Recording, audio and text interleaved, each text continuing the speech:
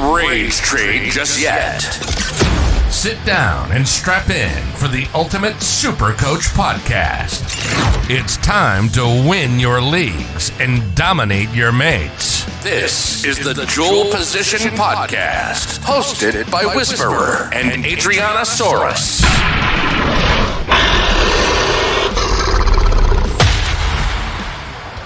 A resurgent Cronulla Sharks last year off the back of one man and one man only. Nico Hynes, very much egg on my face because I was very much in the camp of not starting with him at all. And after 2 weeks, I was like, well, we're changing our tune here. 8-0, Sharkies got him in fifth. I can see you've also got them in fifth. Yeah, I have got them in fifth. I thought maybe last year they got a bit of a juicy old draw. I don't think their draw is the hardest. No, it's very similar. Very similar, but I think it's a little bit down on how friendly it was the year before. I think a couple of other teams like the Roosters and South, if they've got some fit guns who they lost last year, I think that there could be a tiny slide on there for the Sharks, but I've got them nice and entrenched in the top 8 for next year. Fantastic. Nothing more to say about Nico Hynes. 903k. I wish he was 103k. Available only at halfback this year. Last year when some guys were going down, he was very nice to swap down there and play when we needed to. But available at halfback only, I don't think it hurts his value too much. The question is, can lightning strike twice? Well, I think it can. Because he had not played in the halves, he'd sort of filled in the halves. We're like, how's he going to go playing? Well, that was in 5'8" too, wasn't it? We didn't know if he was going to be a good halfback last year, and he was. I just think he's such an accumulator of points. He's one of those players that does it. You just see him, you're like, how the hell did his score go from that to that? Very Supercoach friendly game. He's got a Supercoach friendly game. Hynes is one of those players last year that it was not fun if you didn't own him, no, was it? No. And look, he's more expensive than Cleary. He is. And a lot of people are running with both of them. So they're spending, 10%, no more than that. It'd be nearly 20% of their cap, in those two guys.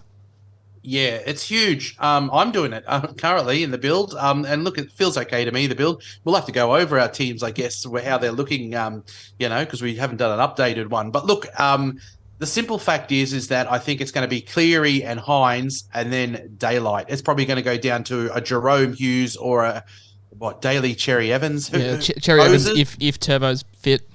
Yeah, so, look, we're talking probably 20 points, aren't we? Yeah. And it's valuable. Like, he's goal kicking, he racks. He loves to get in, make a tackle. Loves to take a run as well. Yeah, and this year when you've got buys on, if you've got when you've got a Cronulla buy and you can play Cleary, or vice versa. When you get to play one of those guns and the other people can't, or they may have to burn a trade to be able to get one of the guns in, you've got them already. You're handcuffing one good one, to another one in a sense, because when a buy is on, you've got, a nice backup. So it is a lot of your cap, but I don't think Nico Hynes is going backwards. I think he's going to just keep on keeping on. So just sprinkle him, go in and throw buckets of water. Get into the ground with buckets and throw buckets of water on him because he's just amazing with that wet hair whenever he gets a wet hair game. The Sharks, in their first 21 games this year, have 7 of them against top 8 sides. So only 1 in every 3 games against top 8 side. And Hynes last year averaged 97.5 against bottom 8 teams. So the draw is still very, very juicy. And he's a certified gun in my book, in my team. If you had to pick one of Cleary and Hynes, where are you lying? If I was picking one, I'd pick Cleary. Look, I just think Cleary's the best player in the game. I think Cleary wasn't, he didn't have an uninterrupted year last year. You're thinking if he's fully fit this year, he's easily the best, don't you think? Yeah, no, understandable. Yeah, I probably lean slightly towards Cleary as well. I've also chucked in Ronaldo Mulitalo in the my gun, category. 630k, a guy that last year was struck down with injury, which was devastating. But at his best, he's incredible. Yeah, I love Ronnie. I had him in my team. I think I got him in the lead up to their double. I don't think he did very well in the double, to be quite honest. But look, he is one of those ones also that's getting better every year. It was really good to see him get a Guernsey there for the New Zealand team. I know that was that should be a Queenslander. Should be a Queenslander. Should be a Queenslander. I mean, what's going on? If you can play in the junior teams and it slips through, then it's too late to change it now. You let him in. No, but look, I think he's got the right kind of swag for those New Zealanders in that team. So look, power to him. Look, I reckon there'll be a time in this year that I'll own him. I like him. He's just got some swag about him, Ronnie. He's a good finisher. But how many people are spending up big in the centre wing, especially when it doesn't have the security of like a goal kicking someone like a Valentine Hynes, for example. It is hard to stomach that, but if we're talking about try scoring ability, I think Mulitalo could be up there with AJ. Yeah, definitely. And what did his average was 60 plus last year, so that's really good. In the centre wing. Hey, someone that propelled me to my rank last year was getting on Siosifa Talakai early. He skyrocketed me, and I had a very good finish, basically thanks to him and selling him at the right time. But this year, you and I are both not keen at all. He does get a full preseason to train at centre, whereas last year, was disrupted. But I don't know. I'm not feeling that it's going to happen twice for Siosifa Talakai. 635k centre wing only as well this year. Yeah, well, centre wing only. And look, let's be honest, it was probably a 5-game stint last year that was good. And as a financial thing, when you jumped on him, I got on him, I think, and got him up to 900-something thousand, but I just held him for far too long. I think he got down to, I don't know, I probably finished the year with him, I think, because I was like, well, he's getting 40s or whatever. Worse options to put there. Yeah, but I mean, I think that it was a bit of a myth, wasn't it? It was a lucky thing last year. He had a run of games where it just absolutely went beautifully and his price skyrocketed. But do you think he's living off the reputation of that Manly game when it comes to fantasy and Supercoach, relevance? Yeah, 106. Was it 160 points by halftime? Half, yeah. And he finished on 170 points or something. He did nothing in the second half. Poor Morgan Harper had an absolute bath that day. But I reckon, to be fair, the way that Talakai was playing, he would have given anyone a hard time. But I do think he might be slightly living off that relevance. And Wade Graham coming back into the side sort of really hurt them, because Wade Graham does like to get his hands on the footy and sort of ball play a little bit, and it just sort of killed Talakai on his outside. Yeah, just a bit. And actually Ron as well, didn't it? I think that was just something that didn't look the greatest when Wade came back. So look, that's not to say that it can't get better and they'll have a full preseason together. Yeah, because Wade was also disrupted, so he probably didn't get a chance to gel with everyone as well. So few factors there. I think Talakai, if he was 400 or 450, he'd lure people in again, I bet you. Last year, he was complained about and bragged about more than any other player, I reckon, for Supercoach purposes. I'm not touching him this year. I think I did utter the never agains last year. I'm just going to take other players. I think I wrote him down as second row forward, but that's what he's lost. He's centre wing only. The duel last year, we had great duels in Targo and Talakai, and the parts we could move around were fantastic. Centre wing only, Talakai, he was a bit of a myth last year. Yeah, just worked out well money wise for people. It did. You mentioned that you're never touching Talakai again. You're also never touching Cam McInnes, whereas I've got Cam McInnes in the bounce back. So this will be a nice little debate. Why are we off Cam McInnes? Is it just because there's too many mouths to feed at the Sharkies? Yeah, well, I mean, look, last year he got people's hopes up as well, because when Finucane was out, we were like, yes, I can play McInnes. When Finucane came back, it was like, damn it, McInnes is back to the bench, and he was getting less minutes. Look, if Finucane's there, he's going to be the 13, isn't he? Yeah, I still think McInnes is a guy that it doesn't matter where he's playing, he's going to get 60 minutes. And, second year back off an ACL, we know the statistics. I think he could be slightly underpriced. I'm not going to start with him because, it is hard to spend 600k on a bench specialist. But I'm not seeing a big trap in him. Yeah, well, I don't think he's going to be a trap. I just reckon you had Finucane injured and playing less minutes and going off in the middle of games. I think he could have had his minutes could have been enhanced. I don't know if he's going to get 60 this year. I think I've picked players like Jack Williams who could have a bit of a resurgence this year, and I don't know. To your defense, Toby Rudolph, Oregon Kaufusi, Jack Williams, Royce Hunt, Brandon Hamlin-Uele.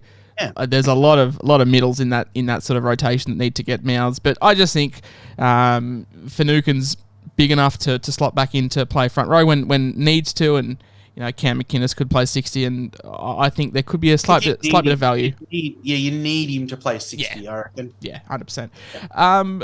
Look, I mentioned that I had Cam McInnes as a bounce back. You had him as a bum, but we're both in agreement of Royce Hunt, 417k. Fun fact of the day: Royce Hunt had the highest PPM, of anyone that played notable minutes in entire Supercoach. So he's a bloke that, if he got 30 minutes at 1.3 PPM, there could be some value there. Yeah, definitely. And wasn't he getting picked to start, towards the end of the year? Yeah, there was I did fall into that trap, but there was a lot of outs. I think Finucane was out. I think Rudolph was out. So there was some factors. But even still, if he gets 30 minutes at 1.3, that's a 40 average.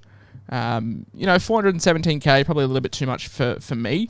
I know there are some people on the spaces that are very keen on him. I'd be keen on the proviso that he played 35 to 40 minutes. But, we mentioned all those middles before. There's a lot of names there that will get mouths. And I do see a bounce back for Royce Hunt, but probably not an option for me to start with. Yeah, I mean, if he was picked to start, if they were starting with him in the front row. Even still, It'd be a risk, yeah. Because the bench is just going to be four middles, isn't it? There's going to be no bench specialty player because McInnes can cover hooker if need be, but he's been picked as a middle. And a couple of other guys here that you've mentioned. You've mentioned Oregon Kaufusi as well, who's a new recruit, and he'll want to get some minutes coming from Parramatta as well. I don't think he's moved for Reggie's. No, I don't think so. I don't think he's a pretty good player from what I've seen of him as well. So, but like you said, there's mouths in there. I guess that's probably part of the reason why I'm worried for McInnes. So it kind of makes me worried for Hunt.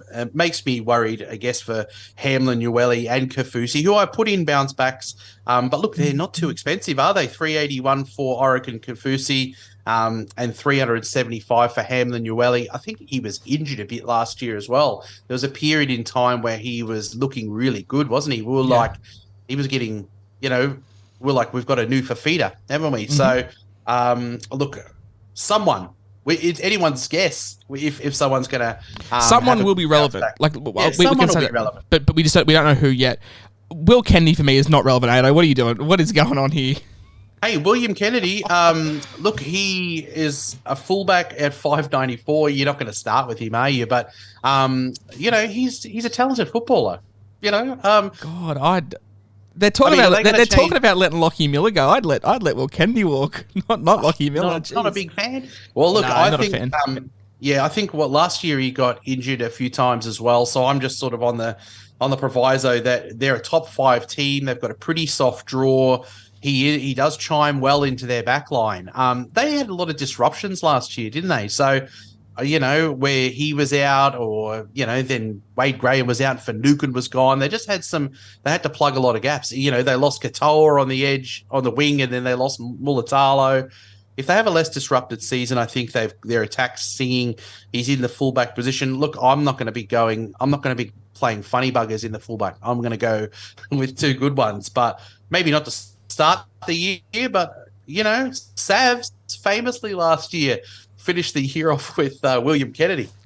Hey, look, in saying that, I'm giving Will Kennedy some smack, but I've currently got Kalen Ponga in my fullback slot, my second fullback slot. So, that's right. I think he's as good as a Ponga playing in the 5'8". Oh, all right. Do we have a bet? going that? Are we going to go Will Kennedy will average more at fullback if Ponga plays 5'8", which it looks like he will be. By round 10. All right, let's go first 10 rounds. 10 whoever has the higher average, and we'll work higher average. Let's throw a hundo on it. 100%. Okay, for anyone that is new to this podcast, there'll be plenty of these bets. One of us will be rich, one of us will be poor. We're both gamblers. All right, so it's Kennedy versus Ponga. I lost last time on Ponga. So and now you're backing against him. Yeah. Yeah, I'm betting against him this time. Oh, good. So I think there could be a time in the year if you're I don't know, if it's Origin time or whatever, he might be cheap enough to go on a la Savs. He could be the new Matt Duffy. I remember Brew a couple of years ago picked Matt Duffy over the Origin period, who averaged about 103 weeks. So, hey, Kennedy could be that guy. Yeah, that's right. You watch, he'll score hundreds this year, I reckon. Hopefully it's after round 10 for my sake. Yeah, well, we'll see, eh? All good. Well, that's going to be the Sharks wrap-up. We're halfway through the season, Ado. We're done 18s. We've got another 9 left, and then we're going to really get into the positions. The positions, a lot of people have asked me, are we doing position breakdowns this year? We definitely will. They'll be our longer podcasts. They'll probably go for an hour and a half each. They'll be much more in-depth. We'll touch on the guys we've spoken about in the team previews. But, yeah, I think the position ones will be great. But, half of the team's done.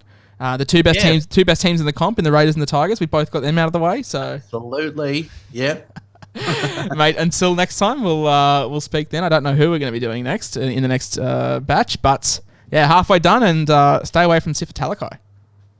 Yeah, absolutely. What a myth.